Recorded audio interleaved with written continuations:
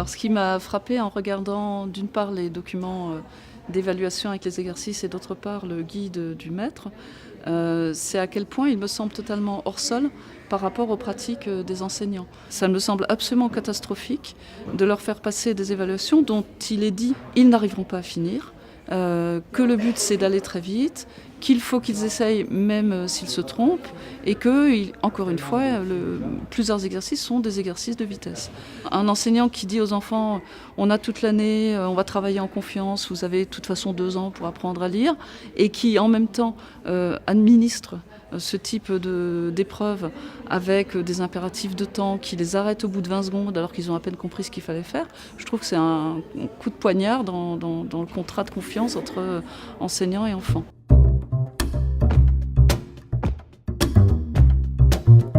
Je pense que les enfants dyslexiques, dyspratiques, dysorthographiques, dyscalculiques,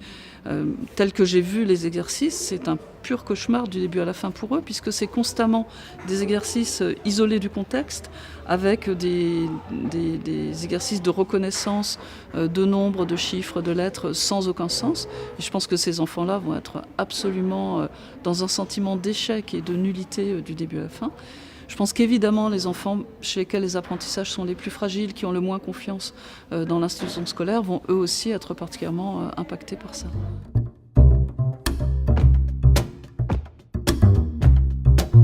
Les enseignants prennent de plus en plus conscience que évaluer tous les enfants de France dans toutes les écoles,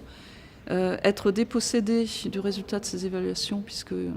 c'est un serveur Amazon qui les héberge, ça peut devenir un outil d'évaluation des enseignants eux-mêmes, d'évaluation des établissements scolaires eux-mêmes et de mise en concurrence des enseignants et des établissements grâce à ces évaluations. Et on peut penser à des formes de salaire au mérite, de primes à la réussite et de classement des enseignants, des écoles, avec toutes les dérives qu'on peut imaginer d'une telle pratique.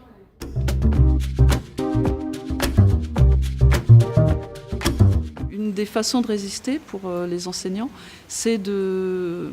précisément travailler à la compréhension de ce qui est en train de se passer, donc à ne pas se laisser leurrer par les mots et à s'informer par différentes façons